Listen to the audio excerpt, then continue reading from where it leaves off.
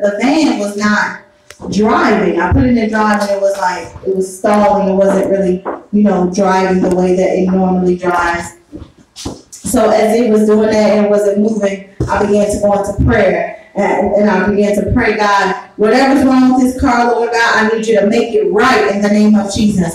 So I just kept praying and still wasn't driving. It was like going really slow, real slow. I don't know what was going on, but I just continued to pray and I continued to pray. And then it started to accelerate and to pick up and to drive. So I just was thankful that I went into prayer and asked God to fix whatever was wrong with it instead of panicking and calling you and, oh my God, what's wrong with the car, what's wrong with the car? I was able to go to God. I was able to seek God to know that He knows all things and He can fix all things. Amen.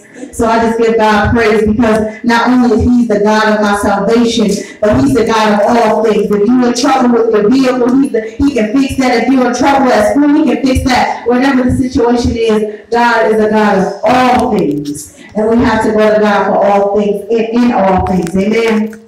Amen. If there is no one else for the testimony, I'm going to ask that we all stand at this time out of reverence and respect to the man of God. Amen. Amen. Apostle Christopher Grimmett. Let's give him a hand clap of praise. Amen. Thank you, Lord. Hallelujah. Glory to God. The reason I testify today, I come up here, it's protocol. A lot of people don't know anything about protocol. And I look at a lot of ministry where we've been, and I see things are not protocol, they don't really know the order. So at least Deacon, you understand what protocol is. He's not going to give a testimony so we come up here and minister the word. So amen. But I thank God for God being all by Himself. There is no greater God, but truly God Himself. And I thank God for the Holy Spirit. I thank God for our Lord Jesus Christ who saved us. So I'm just happy because yesterday, one of my greatest concerns about that porch. And I didn't realize how bad it was until Steve came over and he kept his word. And yesterday I helped Hector with his porch, his work. And I tried to get back home. And I couldn't get home. And when I called Steve, he said, we'll make a trade-off. You help me with the house on the roof, and I'll just help you build that up. So I said, okay. So just go get the board for me, and I'll give you the money, and I'll reimburse you for it. So I was glad he did that, but I was so concerned because we've been talking about doing, you've been wanting me to do this roof hall, put the vent on this roof. And that roof is very high. I was like, man, okay, I'm gonna do it. But so last night I said, well, let me pay you, because you even brought a friend from out of town to help build it up. He said, no, you good. So I gave him the money back for what he bought the wood. And he said, no, I was talking about my house. And I was like, ooh, I feel so much better, because that is too high. And I just don't feel like playing with that right now. My body's been telling me, you need to be careful with this. I'm not able to do the things that I used to do anymore. So I'm thanking God for life itself. I was with you guys in the song that we were saying, about Heat Rain. And I remember when I came out the hospital, and I kept saying it, and I kept pushing it. And Mr. Brock kept saying, you're not supposed to be talking. You got to be quiet. Stop doing that. And even the doctor said that. But I can't help but give him the blood. I'm alive. I can't help it. And then later, I find out later that I wasn't even on a life support. I can't help but give him praise. I can't help but give him thanks. So I thank God for who He is. I thank God for my wife. I thank God for my children. I thank God for all of you. Really, thank God for you. You didn't have to be here. You still continue to pray. And the one thing I do know, really, I don't even want to think who's going to be minister. And I learned that from born again. You don't think who's not going to minister, but everybody's going to hear the pastor. So the minute you say somebody else, they may not come, but they just want to hear the pastor. I even found out they only want the pastor to pray over them. You know, but if I put you up here to pray for somebody, everybody be like, I just want my pastor. Well, you missed it. You just missed your blessing. Because it starts with the head, and if the head puts somebody in order, and you know, to do something, then you just missed it.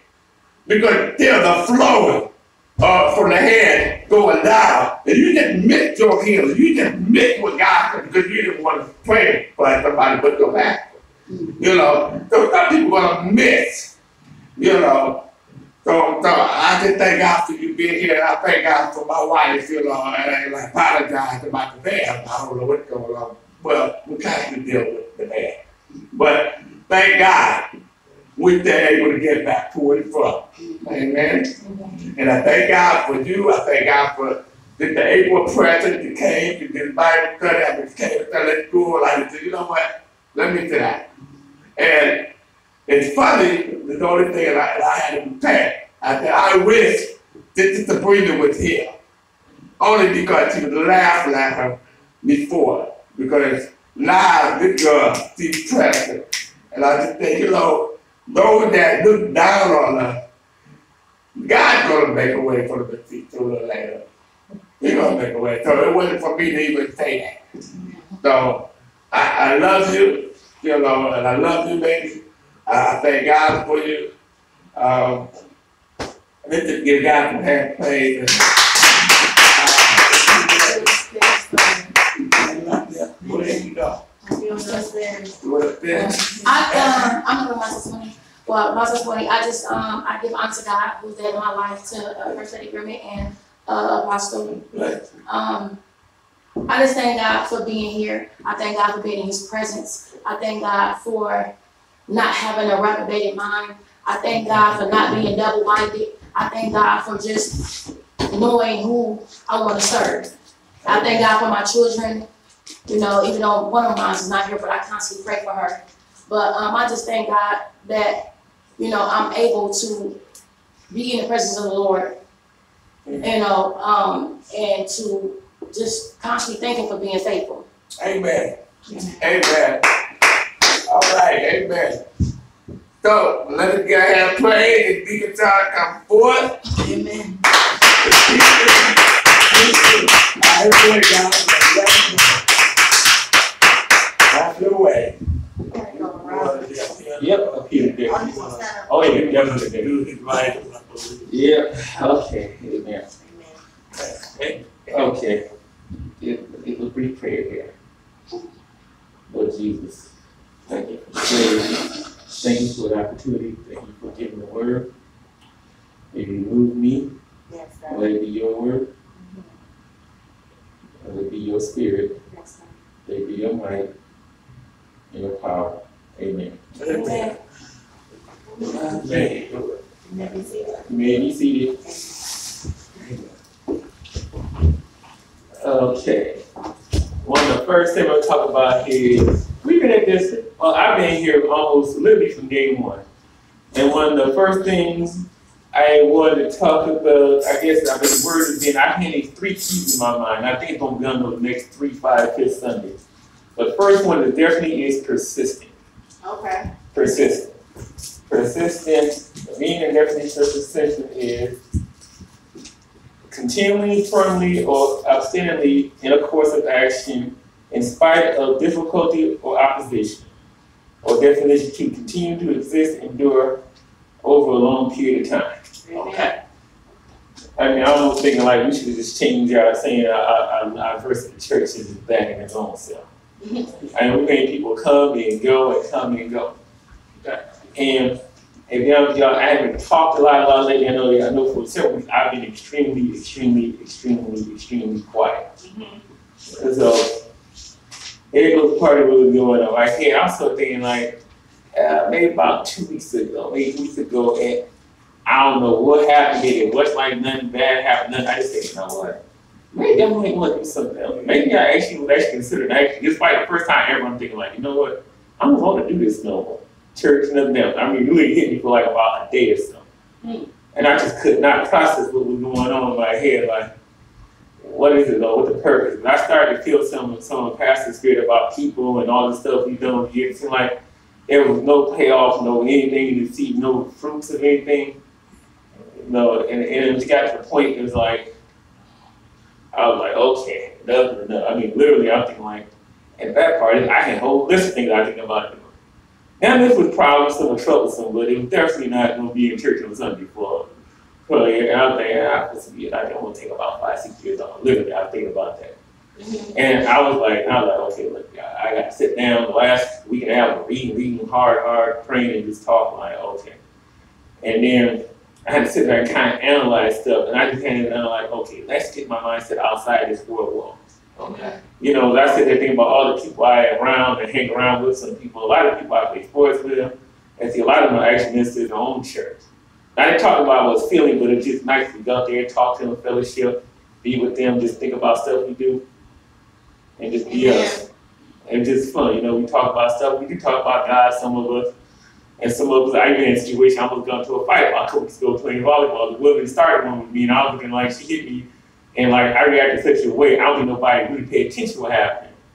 And this is why I know, okay, this has been working. And when I got hit, like I got upset for a second, I'm like, wait a minute, what trap to set up here today? So, you know, I didn't say nothing, and I know only one person knows what happened. It was like 10, about 12 of us, there only 2 people knows what happened. Well, one only knows what happened. And the other one, one of the ones I talked to regularly, I told afterwards, and they were just like, she did what? Nothing. I said, I would not gonna see it. That's why I told. That's why I didn't do nothing, because I know how you would react. It would be kind of cool. So I was like, you know, so I was like, okay, so this does have some payoff somewhere along the way.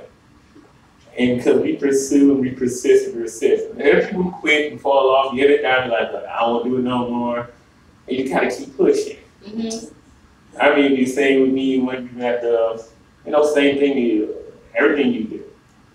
I don't care, like, even let's say a child first line to walk, you got to persist, you got to go and crawl, walk, stand up, stumble a couple times, fall flat in the face, like, oh, my foot, going to cry, okay, got to get back up, try again. Because we don't persist. And I realized no persistence, no chance. All right. What chance do we have when we don't persist? Amen. I mean, we can have all the Holy Ghost we want. We can have all God we on Jesus. But That's right. what if Jesus said, oh, well, you know what? These people on earth acting fool. Let's say God said before Jesus is on the cross. You know what? They'll be down the cross for us. I'm not going to persistently put you in danger because of these people not going to get it anyway. Where would we be at today? You know, what if we didn't persist what we try to do in our other parts of our life? Let's just say building a roof, or singing, or praise worshiping, or even at work, even punching numbers, or driving, or several things you might do, or even persisting trying to live it off. I mean, we have enough people walking around talking about they're sad and they're depressed, and they just like they don't want to be here. And that's like the ultimate lack of persistence. Amen. That means something really is wrong. Like, I just remember like the amount of people that committed suicide after 9/11. It had to be almost something in thousands. I forgot the exact thousands. Because a lot of people lost a lot of money on Wall Street. Literally, the stock market dropped 50% the day the airplanes hit the towers like the next day. And people lost probably their whole $1 million. It's like, well, and then live but the money, they had none else to persist in it. They had no other balance, no other love for anything they love to do. Amen. So what did we persist into? Nothing. They had nothing. They were persistently empty spiritually. Mm-hmm. So they didn't persist. Oh, be persistent. Who could it be? What could it be? Because even in the Bible they talk about persistence. Amen. And I was actually doing a lot of reading on, and actually one actually caught my attention. Luke chapter 18, verse 1 through 8. Amen. And this is Jesus talking in parables. And what makes it interesting, he's talking about a man that wasn't of God, that had like judged, that was a woman that wanted revenge.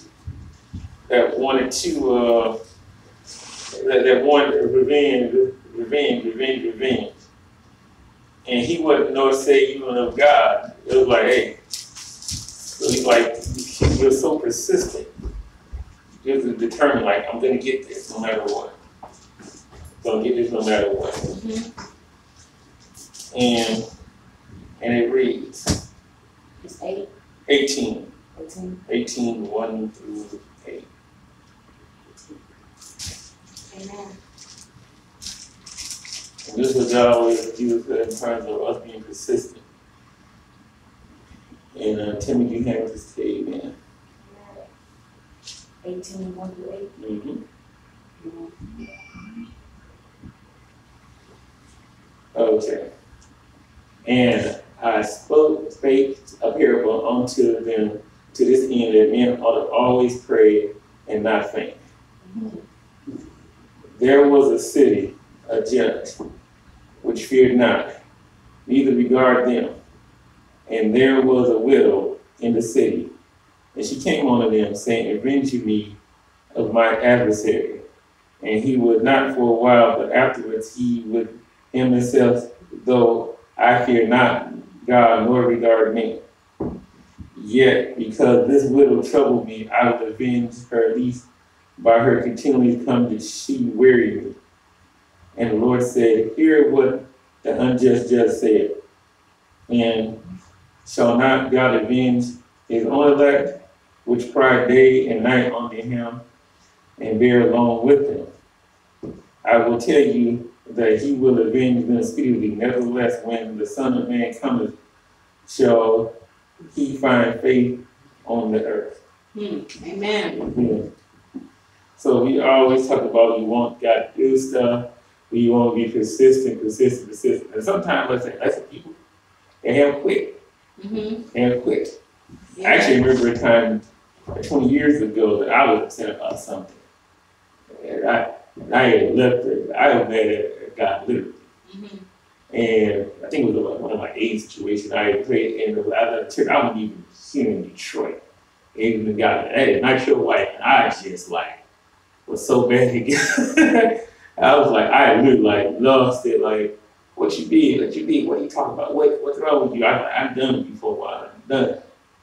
Don't bother me. Not available. Click, switch, off, done.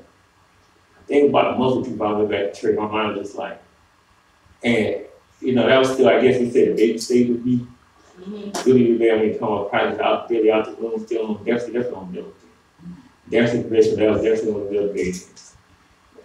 And that happened a lot of us, we want stuff, we persist, and we don't get it right away, and we start cutting up, we start getting upset, we start screaming, hollering, it's like a little baby. The baby want that formula now. Okay, 2 minutes late getting that feeding bottle. Oh, they kicking and hollering and screaming. They are consistently crying. So sooner or later, we're going to say no, not to feed the baby. But sometimes not going to be right that second. Hey, forgot to get the formula under the store. Forgot to light the stove. The boiler. Forgot to give time up to cool off. Mm-hmm. Gee, got to change the baby diaper before you feed it sometimes. So there might be some delay. That don't mean you should not be persistent. Amen. Yeah. Amen. But I watch people go through stuff, even kids that play sports. One of my kids on the team, his name Cody, I remember him. I remember the whole for 4 games, he could not get a hit. He couldn't even get a hit in practice. It got to the point that he literally wanted to quit playing baseball. Mm-hmm. And I'm trying everything. I'm even trying to joke with him, which was probably usually got worse with kids. But this kid's so serious, we literally got to the point where we yelling and screaming each other in practice. You imagine being a 10-year-old kid yelling and screaming back and forth each other. It was funny to watch. And I'm trying anything to get him to forget about how bad this relax play the game. I'm trying to joke with him, loosen him up, and realize most of the kids I do that method with works excellently, no problem. Perfectly, beautifully. This one is he's just so serious. I didn't realize that. And so I'm still playing with him. He's pushing it away, and I'm okay, I'm just gonna give him a quick word of encouragement, going back out there and keep going. And he still didn't quit though. He still made great plays in the field. His brother's actually our best player. He has twin brothers who are our best player. And what he kept doing, he kept making them gloves and catching in the field and tagging out and making good throws, but he just couldn't win. And he finally, about maybe the 5th game in, he finally got it here. I think it's actually the double. Man, you talk about the happiest. I think I'm happy for him than he was for himself. I know his mom was over there cheering loud, cheering 6 year old when they hear. He thought about 10,000 people, and we might not even have 20 people on the sideline. But that day, it was definitely 10,000 people on that sideline. It was just like, wow. Because he persisted, he didn't quit. He wanted to quit. Oh, believe me, he wanted to quit. He even told me he hated baseball, he didn't want to play no more. And the first year, this is the same kid that came out the first day of practice telling me about stuff about baseball that grown people don't even know. So like, how do you revert back to that? So you had a little time, I was saying, ready to quit. Amen. You know, if we had quit his ministry, we still not be here today. Mm-hmm. The persistence that kid to keep it going. Every day, nobody wants to come. Everybody goes their little things. People come from there, they get half what they want. They think they persist to the point of what they want, then they go. The problem is, they didn't persist to what they really needed. They got what they really wanted for temporary, but they didn't persist to that next level what they really need to get. They think they have it, but they say, well, I'm only persisting here because, oh, look, I got my car, I got my new job, I got my house. Oh, I'm out of here, I don't need a job. I'm good. Okay, they treat a church like a hospital. Okay, I get that. I understand that now. I used to scream to Carl about that, but I understand that. But now the problem is they get to the hospital, it's like, okay, doctor, you give you 3 steps. You get in the hospital, you get the treatment, you get the analysis, you get the medicine, and the cure. The problem with the cure is something you gotta come back for regular treatments for. Mm-hmm. See, the thing is, they come to the hospital, they get the treatment, they get there, they get checked out, they find what's going on, they get a little medicine, they feel all right, they forget to go do the follow checkup. That means they don't come back to church, they forget to follow up. Amen. They forget to follow checkups. So they'll get to follow checkup. Now, you know, it's like you said, doctor, you go going, now you're going, they found what's wrong, you gotta go for testing. I mean, to be honest with you, is it much different than a cancer patient? Patients skip on the chemotherapy, yes, painful and tough, but I wouldn't go through that. So, well, I feel good enough, unless they willing to switch to a whole, I guess, high vegetable diet. I don't know what they're gonna do after that point. The same people that leave, they come, they get there, okay, I got my new car, I got the house, but doggone it, their spiritual life is right. It was interesting. We saw an old form of people this week, and it was like talking to them was like, wow. But I'll give them one good piece of credit though. I can tell they haven't quit yet. They haven't got back to where we're supposed to. Spiritually, like they're still persistent on trying. Because even then they take that next step to come back and get the rest of the treatment. Mm-hmm. They got checked out. Yeah, they got the medicine.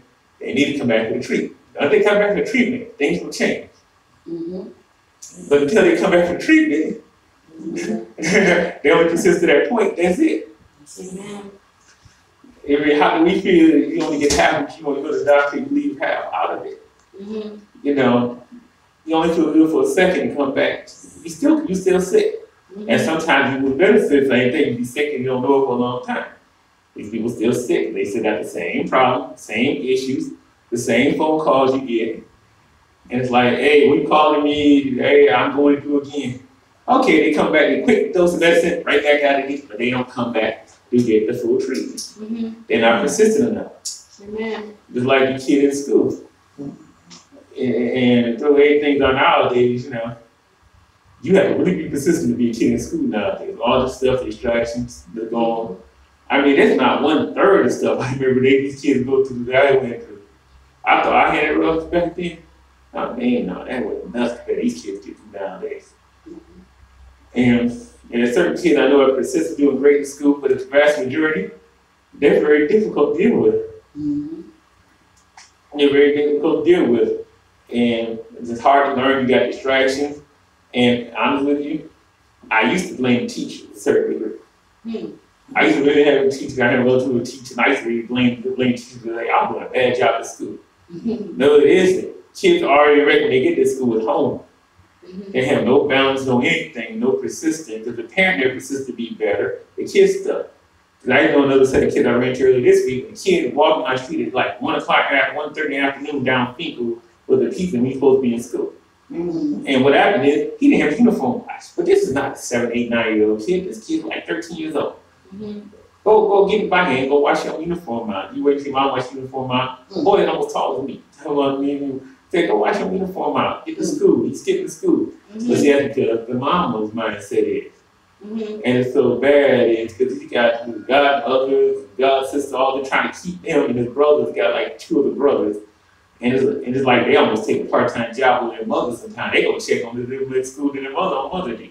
Mm-hmm. And it's like it's just said that one kid skipped, the other one, and then the other two brothers got in trouble the day afterwards. One kid got in class, tried to skip out in class, said he was sick. He actually was really sick, but he told teacher the bad when he skipped around out of class, didn't tell teacher sick. I think the other one must have talked in class or something. And these are all three brothers. It's like they're not. I met people. I've seen them on the street. Actually, I had them do some work for me one time. They got in trouble. They had to find something to do. It was okay. I found something to do one day, and they had to be persistent with them because it's like they don't have it at home, and we don't have it at home. Then where they gonna get it? Where they gonna get it from? The streets, or where they see mama do? It's just sad to say. Amen. You know, they're smart enough, but the way they're patterned, they might be on the way to being dropouts before they get to high school, or not too much far into high school. There's no persistence. No persistence. Persistent parenting, persistence in life, and it's like a generational persistent curse. It's like a generation curse.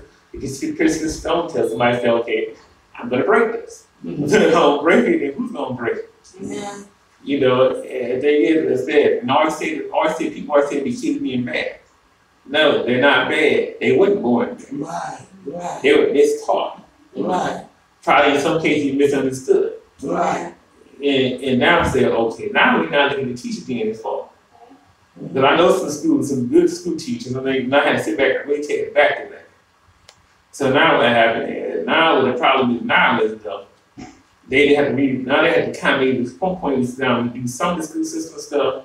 Definitely smaller class sizes because these kids' attention span of the body is short as a wick on a candle. They light it up and gone in 5 minutes. You don't want their attention span of the focus. You have to be persistent. Okay, do this, look at that, do this, do that. That's why like, any kid gets straight into school. Hey, I don't care in Renaissance cast or remedial school. Do they do great? They have to be persistent. I have a buddy in my group, but he's still trying to get his high school diploma. He's 3 years younger than me. And it's like I consistently talk to him about it because I get the point he doesn't want to persistently get after. He talks about it.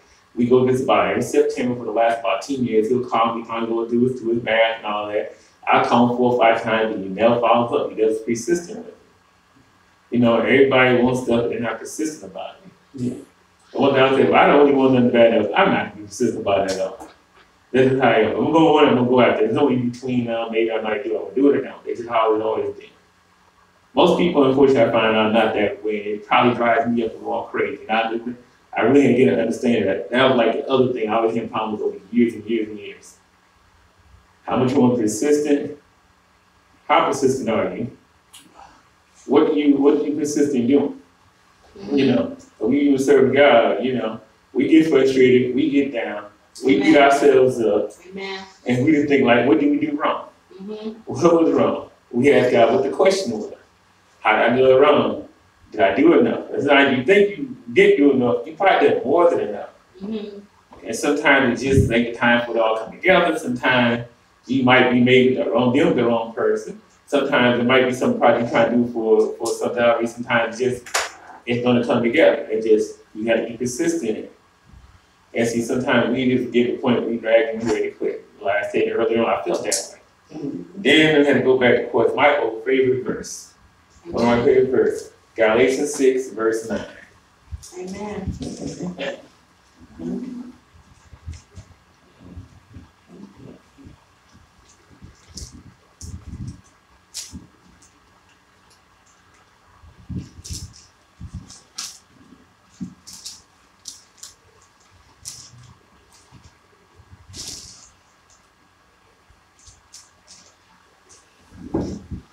Okay. Everybody have a statement. The Galatians chapter 6, verse 9.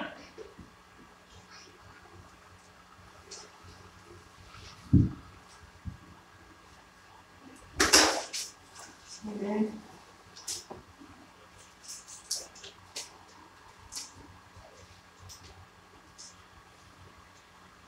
Amen. Okay. And let us not be weary in well doing, for in due season we shall reap if we faint not. Amen. And that's probably we persist to the point we forget that we can't faint. That's the thing. Enough of this world gonna fade, anything happen. gee, I can imagine in a second, they trying this election year.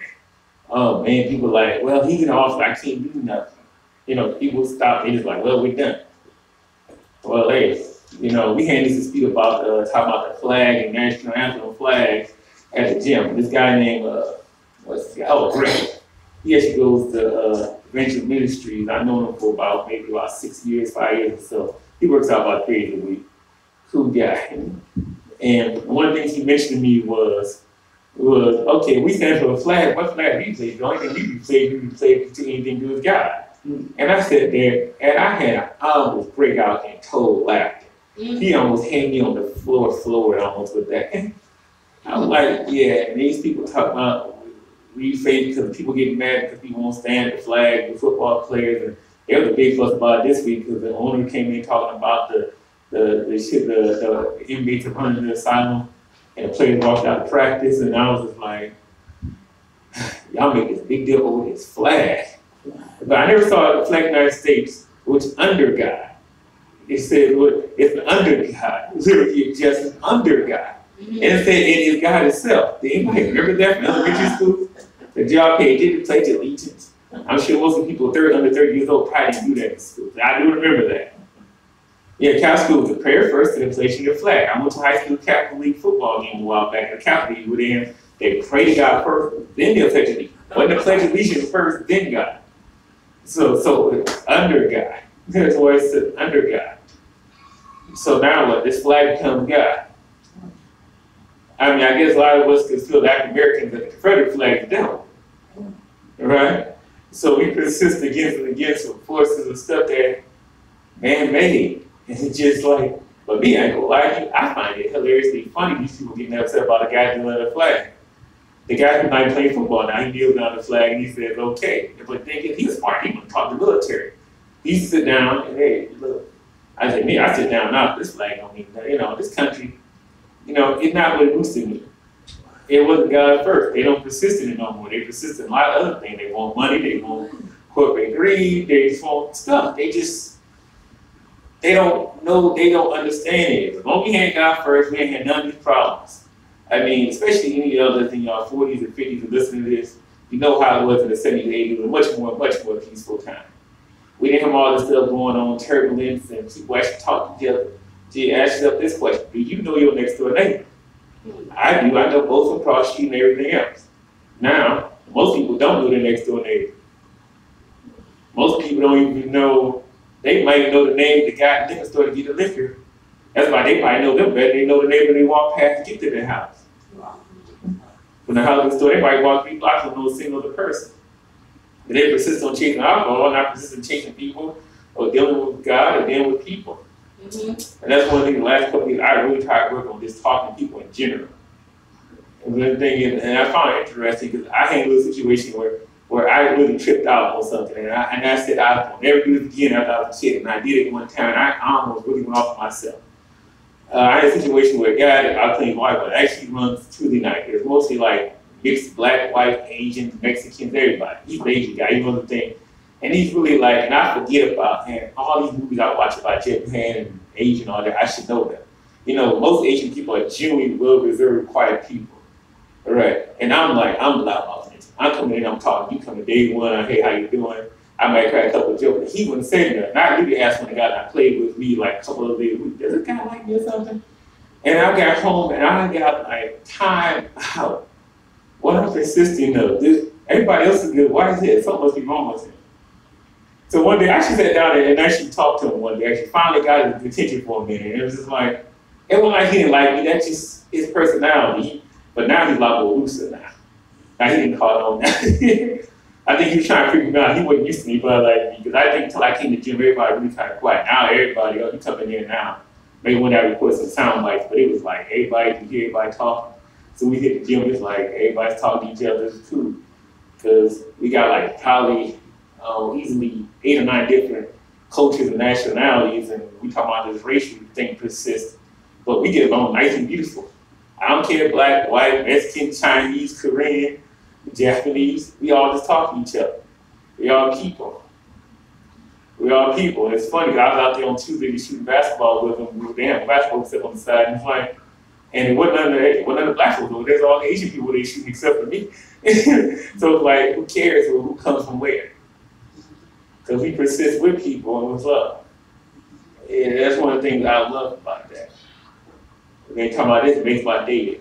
I sit there and we outside cleaning and just talk to people. Just say what's going on, they don't know what they're going to do here. Like one of the guys his situation where when the president came out on travel ban, he's from Iran. He was scared, his family couldn't come back to the United States. So, I'm glad I got a chance to talk to him about what's going on, just let him express.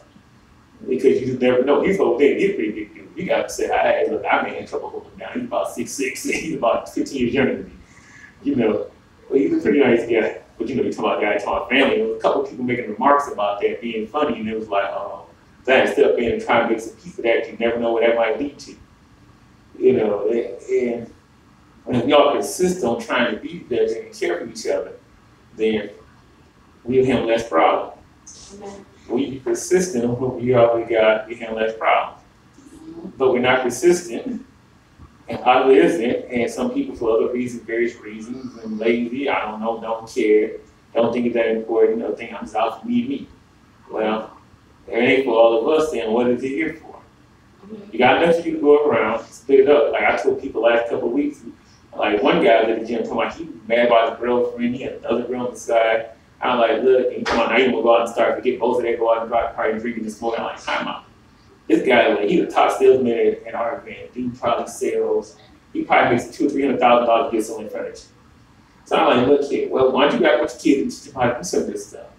You ain't got nothing better than your time. You got that much time going all up. Go ahead and do something. And, I was like, hey, why not? You got all this, give back to somebody. Persist on giving something back to make the world better. Not persist on trying to destroy your own self. And now you're going to say you be in a situation now, if you do what I told you to do, you go back and now give it to somebody else. And we know maybe they'll come work with you in the sales team to pay more money, and they'll have something to do, and there'll be less problems in the world, and you gave something back to somebody. Because even like yesterday, and this is a second, this is my testimony from yesterday. I was with my friend Louise, and she trying to move yesterday. And she could not get a moving truck. She got a truck a week ago. She told me she was moving. And normally I get ready to do something. I've been trying to do nothing on Saturday. So I was like, okay, I can move. She said, in the morning, fine, you done. I get there 9 o'clock in the morning, 9:30. I get there, I get grab my tools. She don't even want, easy job. No refrigerators, no stoves, nothing moved. And just the bed, and all I had to do is take apart 2 pieces of furniture. So she go get the truck, think she going back to get the truck. She go get the furniture. She called me talking about, well, they don't have a truck reservation.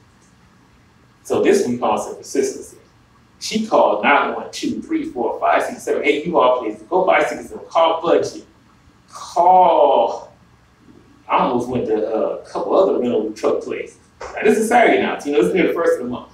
Like Tuesday, like Wednesday the first. So everybody moved this weekend. And it seemed interesting. What I find out interesting is, now most times I always thought people were trying to move out the city in the suburbs.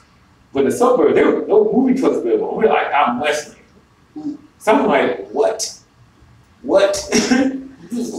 So we get back, she's calling, she comes back to the apartment. I already got the stuff apart, matter of fact. She called me about halfway, she couldn't find a first truck. I went on and took me a little nap. I was like, okay, it's gonna be one of those days. I get back up, it's 2:30, still can't find a truck. She called around, I think she called her family member, finally got a connection to a U-Haul on Joy Road. So we had to go like 10, 12 miles to get a U-Haul truck. Now she's gonna move, she don't have me and her son to help out that. She and her son was to help out too. You don't have that day, she persisted getting that truck. She called. Well, wait a minute now, we get the U-Haul truck place in Joy Road, guess what happened? The computers are down. See how they were working, try to be persistent. See how they were working, try to be persistent. Amen. So we get down there, I'm saying, okay, God, I know this is gonna work. But we're talking about handle weight. Talking about Galatians 6:9 applied there, we had to really wait.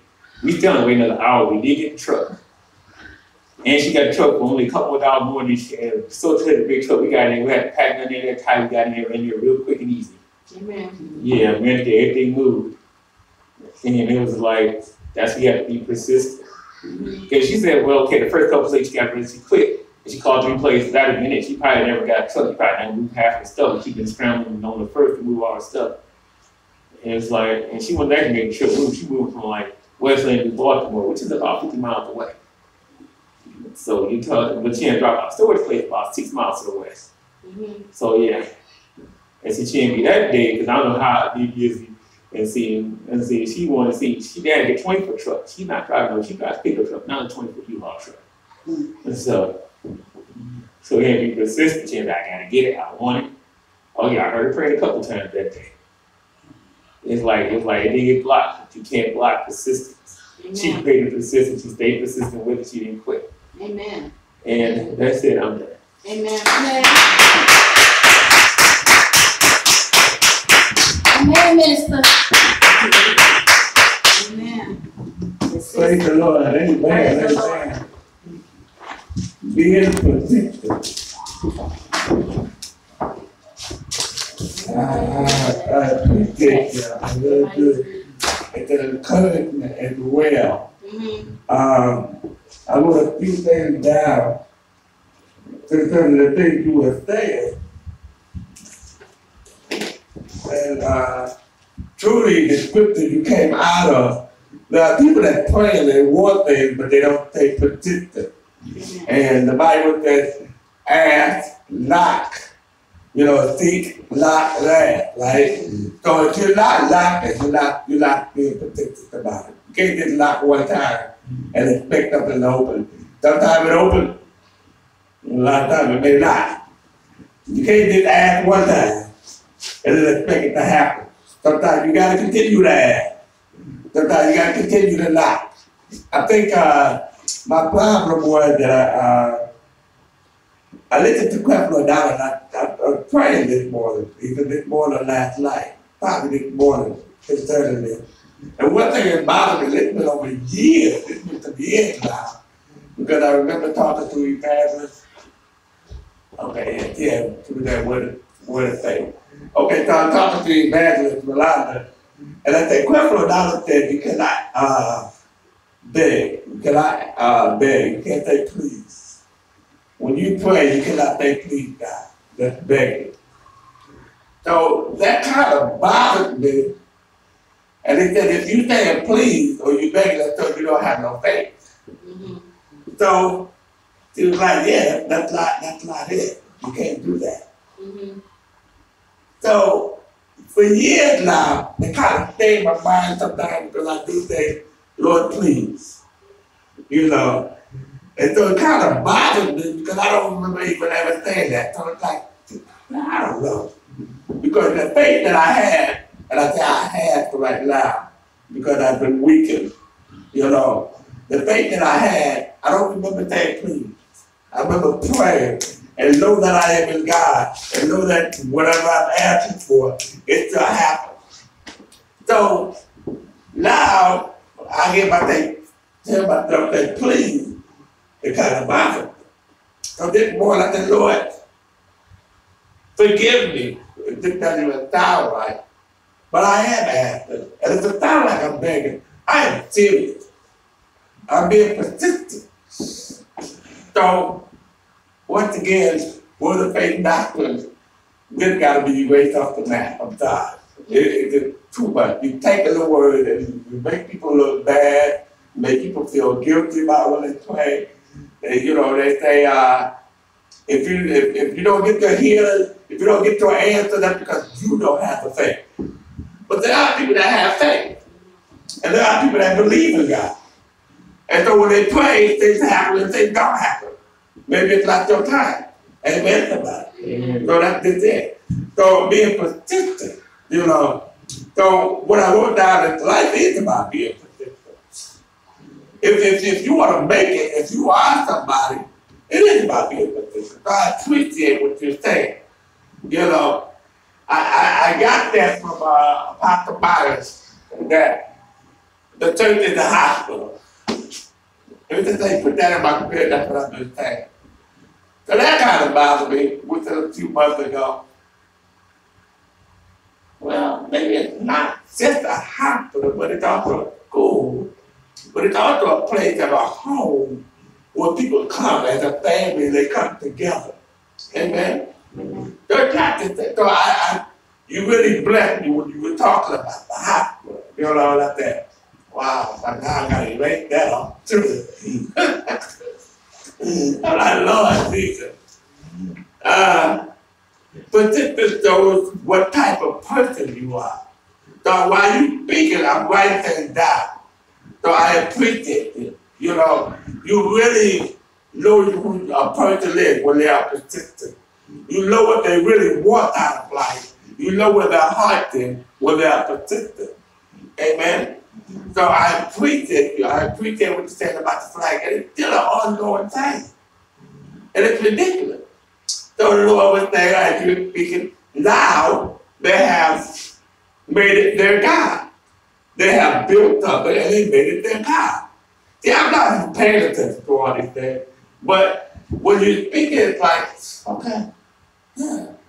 We're not persistent in God, but we're persistent in other things and expect God, when we want him to come in the midst of it.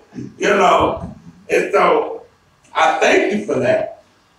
Now, you said we can't faint when you are persistent. I said, wow, you really can't. You may get tired, you know, and I remember that, being persistent, coming down praying, in the midst of hitting my eye or whatever, feeling the devil attacking every time. I have not faith. I'm here. I'm here because of being persistent. You understand? So I appreciate it. So I thank you for that. You know, it's an encouragement. You know, sometimes we need to hear that. You know, I don't know why lately I've been battling with that. You know, battling with not knowing the directives concerning the ministry. When before, I know that God gave us this ministry. I know that when he put in me and when he birthed out of me. Hector and I were talking, Bishop Hector and I were talking about that. And he was saying, I said, but you ordained me to be a pastor because of one reason. But God, and he said the same thing. I know why I did it, but also we look at the pattern of what God was actually doing. And I said, I know. So being persistent, when you continue to stay in God, let him direct your path. Doors are open when we persistent and focusing on God. You know, and I hear you. You say, he's doing it. You know, and when you talk about reprobated mind, I think you're more like you're grateful. You know, it ain't so much, and I just thank God that I don't have a reprobated mind to let the word, but it's like, I could have been gone. So I hear that every time you speak, but I got it today. I got it. You know, you got people that say testimonies, and sometimes I can hear what's really going on in that testimony. And sometimes I hear, let me sit out of that, please. I'm sorry, just be honest. You know, if you're not going to be honest, you're not going to be truthful. You don't got to get up and say all of that. You know, this is, no, sit down. Nobody can afford you. You know, so I thank God for you. I do. I thank God for you. Man, I just applaud you. I really do. I applaud you. I thank God.